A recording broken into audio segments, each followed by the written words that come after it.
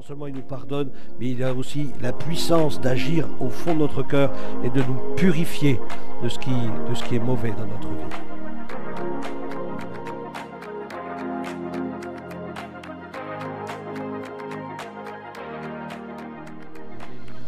Divers conseils pour la prière.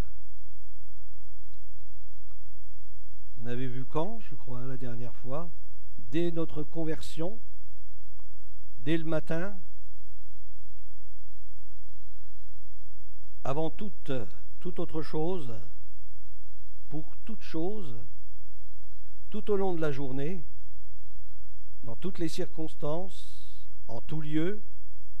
Il n'y a pas un lieu où on ne peut pas invoquer Dieu. Hein. En tout lieu, on invoque son nom. Alléluia.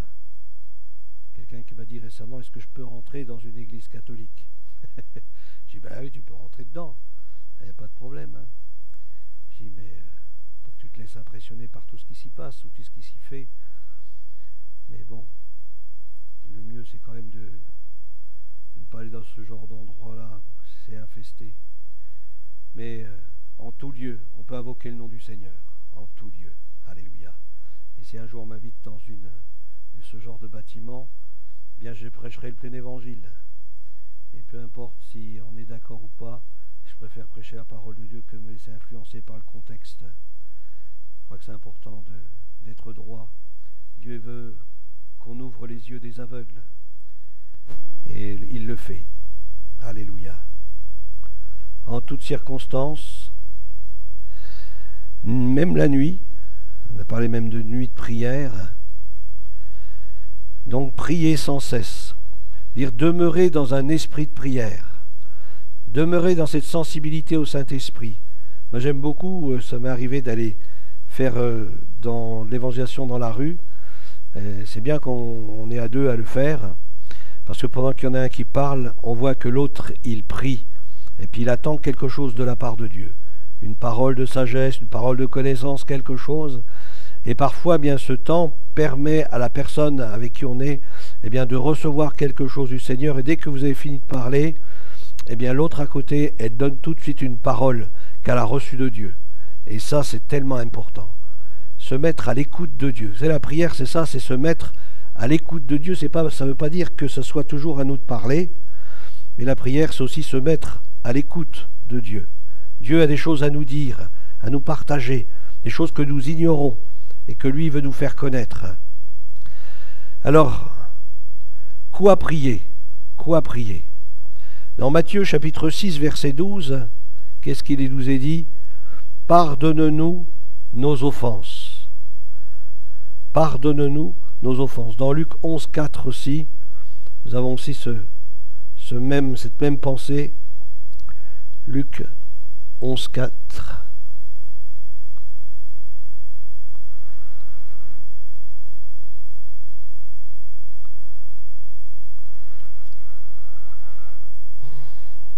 Alors le 3, c'est « Donne-nous chaque jour notre pain quotidien ». Et le verset 4 de l'évangile de Luc, chapitre 11, « Pardonne-nous nos offenses. Pardonne-nous nos offenses, pardonne-nous nos péchés. Pardonne-nous nos péchés. » C'est mieux les péchés. Les offenses, parfois c'est un peu léger. Péché, ça montre une profondeur. Le désir de plaire à Dieu, vraiment de ne pas attrister le Saint-Esprit. Moi, c'est ce qui dans nos réunions, je vais à la réunion, moi, c'est ce qui me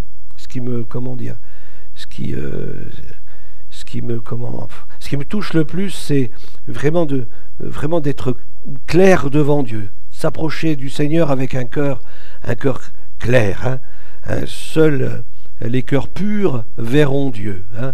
Et moi, comme je veux voir Dieu agir, je fais tout en sorte pour avoir un cœur pur lorsque je viens dans nos réunions, mais pas seulement là, hein, partout, hein, mais en particulier lorsque je viens dans la réunion, eh bien là, vraiment j'applique un soin vraiment à me mettre devant le Seigneur et à lui demander pardon si je l'ai attristé en quoi que ce soit. Parce que mon désir, c'est vraiment avoir un cœur pur parce que je veux voir Dieu. Et je vois Dieu, et je bénis le Seigneur. Vous savez, j'étais en pastoral, j'ai rencontré des pasteurs.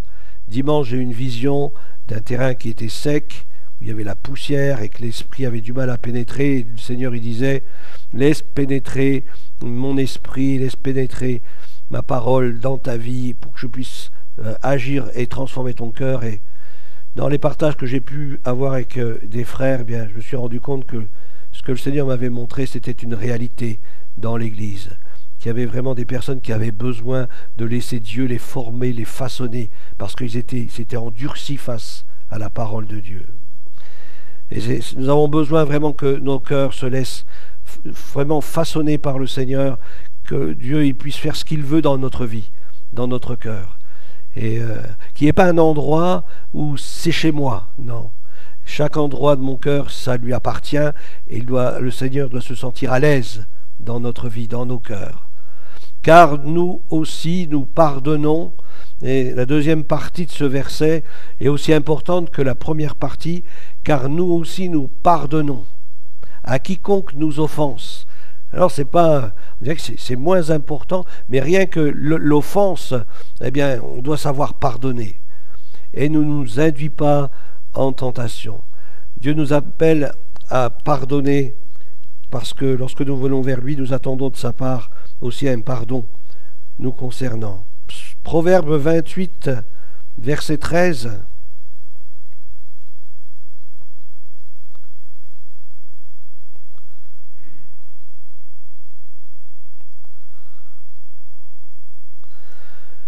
Alors ça, c'est très important. Vous pourrez peut-être le souligner en rouge dans votre Bible, parce que c'est tellement, tellement, tellement, tellement important. Celui qui cache ses transgressions ne prospère point. Celui qui cache ses... Devant Dieu, on peut rien cacher. Pour ça, c'est important vraiment de s'ouvrir et puis dire, Seigneur, je te demande pardon, tu vois, là, je ne comprends pas ça. Mais je te demande pardon. C'est pas, je comprends pas, voilà, c'est tout, je comprends pas. Mais Seigneur, toi, tu sais toutes choses. Et viens me changer, viens me transformer, viens agir en moi, viens souffler en moi. C'est vrai, on marche dans cette vie avec un héritage qui est culturel, un héritage de nos parents, un héritage de l'endroit où nous avons vécu, etc. Et parfois, on ne s'en rend pas compte, mais ça nous colle à la peau. Et lorsqu'on vient au Seigneur, eh bien ces choses-là ont du mal parfois à se décoller de nous. On a gardé des mauvaises habitudes, si on peut dire, mais pour nous, ce n'est pas vraiment des mauvaises habitudes, mais aux yeux de Dieu, c'en est. Et on a besoin vraiment de lui avouer ces choses. Dieu désire vraiment avoir une intimité avec nous et que vraiment on soit transparent devant lui. Celui qui cache ses transgressions, comment pouvons-nous les cacher? Peut-être aux frères et sœurs, mais à Dieu on ne peut pas. Eh bien, il dit, il ne prospère point. C'est, il est stoppé, il est arrêté. Il ne peut pas faire de plus grand progrès dans la foi. C'est quel dommage, quel dommage.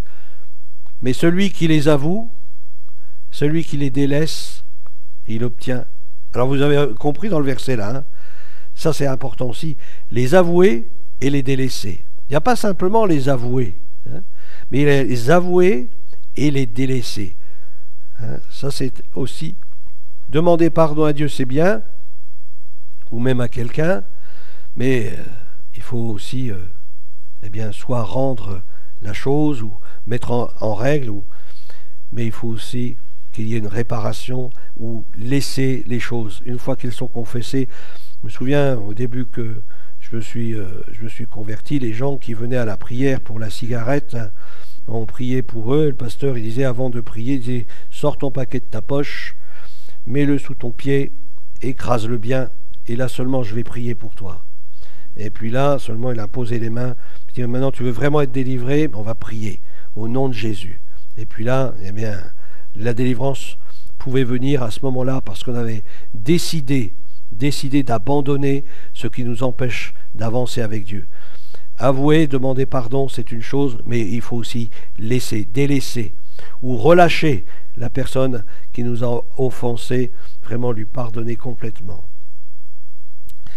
Celui qui cache ses transgressions ne prospère point, mais celui qui les avoue et les délaisse obtient miséricorde.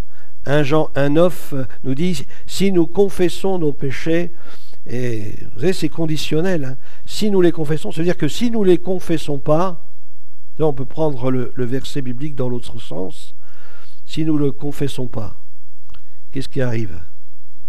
Hein? 1 Jean 1,9. Si nous ne confessons pas nos péchés, eh bien il est fidèle et juste pour ne pas nous les pardonner. Hein, c'est ça, hein? Et pour ne pas nous purifier de toute iniquité. Mais par contre, si nous les confessons, et si nous décidons de les abandonner, c'est-à-dire de ne plus pratiquer le péché, parce que celui qui est en Christ, il ne pratique pas le péché. Ce n'est pas devenu une habitude dans sa vie. Hein? Alors lorsqu'on confesse notre péché, on abandonne notre péché, on lui fait la guerre. On n'aime pas le péché, on hait le péché. Hein? C'est important de haïr le péché.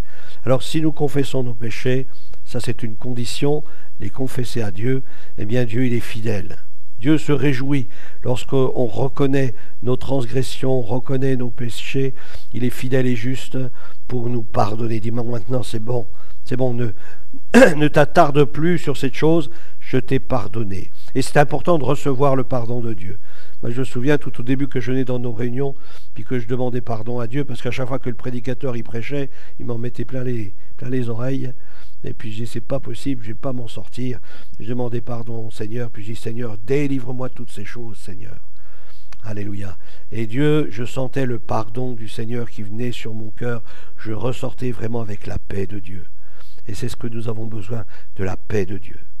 Il est fidèle et juste pour nous les pardonner, mais aussi pour nous purifier. C'est-à-dire que le Seigneur y met comme un feu pour purificateur, un feu qui purifie au plus profond de notre être.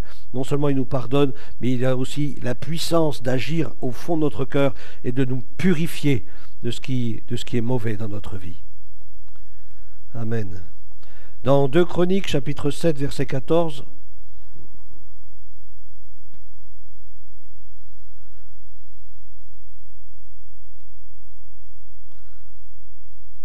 2 Chroniques 7, 14 »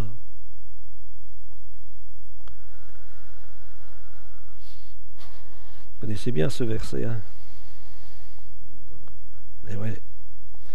C'est toujours le si, hein? Il y a toujours le si, c'est important, et qui est toujours le si. Et c'est important de le remarquer. Avec Dieu, il y a le si, hein? Si tu fais, mon fils, ma fille, si tu obéis, si tu entends ma parole, si, etc., tu prends garde, etc. Et c'est important. Et Dieu nous appelle à faire des choix. Hein? C'est ça, Dieu nous appelle à faire des choix. Hein? Dieu ne nous oblige pas à quitter le péché. Si on veut rester dedans, on reste dedans. Hein? Mais le Seigneur, il nous invite, fais le choix. Si mon peuple, sur qui est invoqué mon nom, il s'humilie, il prie, et il cherche ma face. Et là, on pourrait faire une prédication rien qu'avec ce verset, tellement il y a une richesse incroyable dans ce texte. S'humilier, l'importance de s'humilier devant Dieu. S'humilier, c'est aussi confesser nos péchés. S'humilier, c'est réaliser mes limites. Reconnaître que je suis pécheur. J'ai besoin de la grâce de Dieu. S'humilier, c'est ça. C'est-à-dire, j'ai besoin que tu me viennes en aide. Et qu'il prie. Alors la prière, c'est aussi peut-être la prière pour ma famille, pour des proches, pour des personnes qui sont perdues, qui ont besoin de la grâce de Dieu. C'est-à-dire, quelque part, il y a de la compassion qui commence à m'animer, à animer mon cœur. Et puis là, je commence à prier pour les autres, à prier pour que le Seigneur, il les bénisse. Je prends conscience du besoin spirituel de ceux qui m'entourent. Et là, je prie avec ferveur. Et ensuite, je cherche la face de Dieu, parce que j'ai besoin de la face du Seigneur. Nous sommes rayonnants de joie lorsque nous sommes devant sa face. Il y a un rayonnement. C'est fait comme Moïse lorsqu'il monte sur la montagne, et puis là qu'il rencontre Dieu sur la montagne, il redescend de la montagne, il y avait comme un rayonnement qui était sur son visage. Il était obligé de mettre un voile. Je crois que nous avons besoin de ces tête-à-tête avec Dieu, ces rencontres avec Dieu, dans cette intimité avec lui, jusqu'à ce qu'il y ait une transformation dans tout notre être.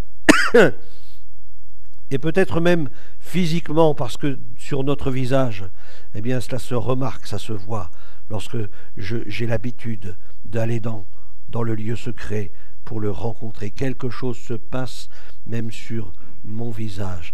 Je suis rayonnant de joie. Il y a une joie qui est là, que personne ne peut m'enlever. Il cherche ma face. S'il se détourne de ses mauvaises voies, il est toujours pareil, Dieu pardonne, mais il désire c'est qu'on change de voie. Hein. L'apôtre Paul, il a prêché la repentance, mais pas seulement. Il a prêché aussi la conversion, c'est-à-dire faire un demi-tour, changer de voie, changer d'orientation, changer de mentalité. Et nous avons besoin de changer de mentalité, désirer vraiment lui être agréable, désirer marcher dans son conseil, dans ce qu'il a prévu pour nous. Je l'exaucerai des cieux, je l'exaucerai des cieux. Je lui pardonnerai son péché et je guérirai son pays. C'est-à-dire que ce que je vais vivre dans cette intimité avec le Seigneur, ça va au-delà de moi-même. Ça se déverse sur ceux qui m'entourent. Ils sont au bénéfice. Dieu dit, je cherche un homme. Il n'en cherche pas 10, il cherche un homme. Ah ou une femme. Hein. Mais il cherche quelqu'un, une personne. Il n'a pas besoin de 10 personnes. Vous savez, Gédéon, pour battre toute l'armée de Madian, il n'avait pas besoin de 10 000 hommes. Il avait besoin simplement de ceux que Dieu il voulait qu'il ait. Voilà. Pour pas qu'ils s'enorgueillissent. Pour pas qu'ils puissent dire, c'est ma force. C'est moi qui ai mis l'ennemi en pièces ou en retraite. Pas du tout. Eh bien, Dieu, il a besoin de quelqu'un, il a besoin de chacun d'entre nous, il a besoin d'une personne qui se consacre, qui s'offre à lui, qui se donne à lui, qui a le désir de le servir, de lui obéir dans les moindres détails. Et le Seigneur, eh bien, il est celui qui va agir au-delà du besoin de cette personne. Ça va se déverser autour de lui. Alléluia. Être une source de bénédiction pour les autres, c'est ce que Dieu veut que nous puissions être, une source de bénédiction pour ceux qui nous entourent. On va lire un dernier verset dans Daniel 9, versets 4 à 5.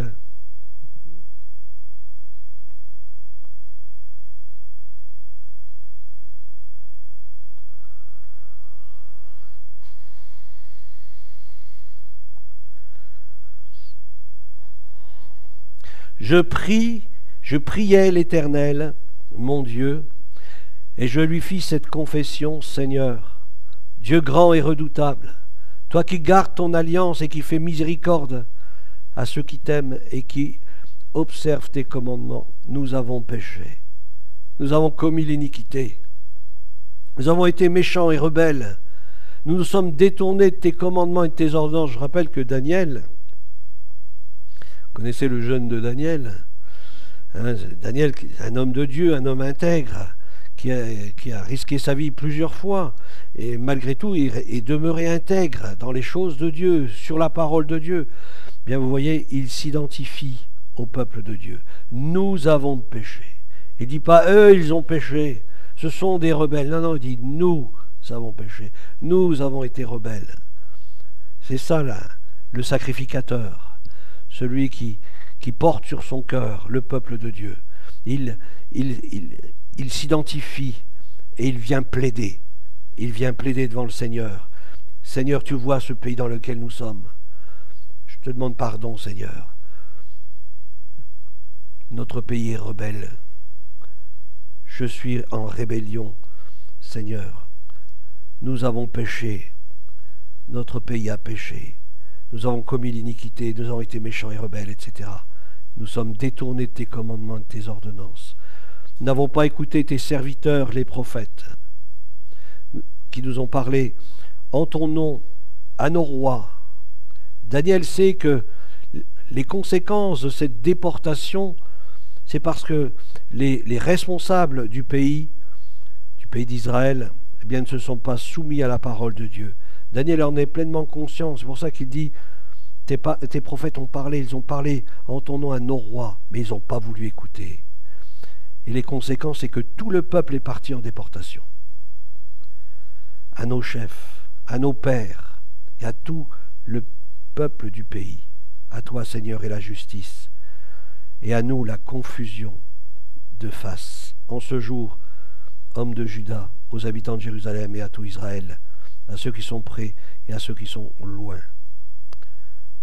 Daniel vient devant le Seigneur et il plaide. Je crois que lorsque nous venons aussi dans nos réunions de prière et lorsque nous prions pour les perdus, ceux qui ne connaissent pas Dieu, qui nous entourent, etc., que nous ayons ce même élan que Daniel, cette même prière. Seigneur, tu vois son âme.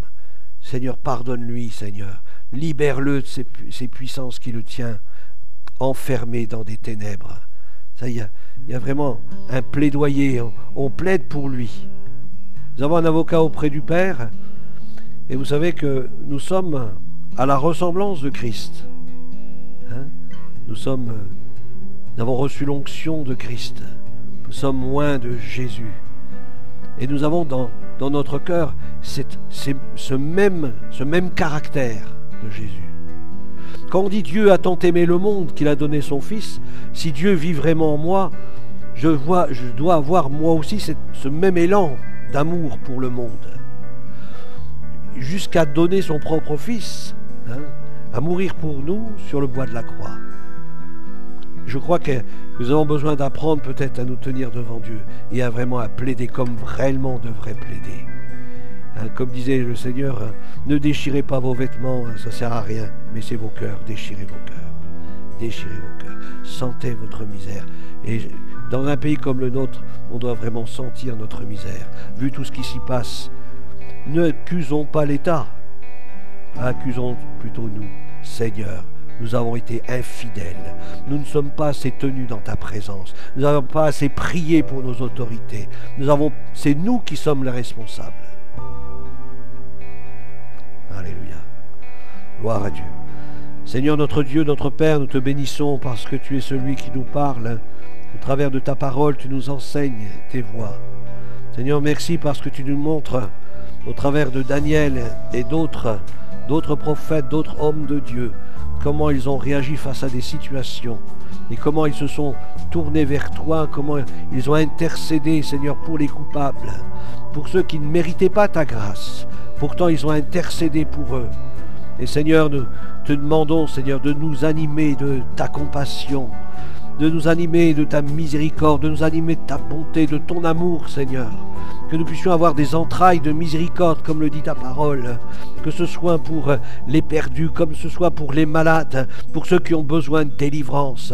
Toi, lorsque tu voyais cette foule, tu étais ému de compassion pour elle. Donne-nous, Seigneur, de nous émouvoir intérieurement, afin que nous puissions voir cette foule comme toi tu la voyais, comme des brebis qui n'ont pas de berger, et qui ont besoin de venir au berger de leur âme. Seigneur, étends ta bonne main sur notre assemblée. Seigneur, viens nous visiter dans nos rencontres, nos rassemblements. Viens toucher nos cœurs, Seigneur, afin que nous apprenions à marcher comme tu désires que nous marchions, à ta ressemblance. Seigneur, merci parce que tu as fait de nous des témoins au milieu de cette génération. Pas pour la condamner, mais pour l'amener au salut. Seigneur, tu as fait de nous des porteurs de la bonne nouvelle de l'Évangile. Aide-nous à apporter cette bonne nouvelle, animée de ton amour, mais aussi de ta puissance. Père, au nom de Jésus-Christ. Amen. Amen.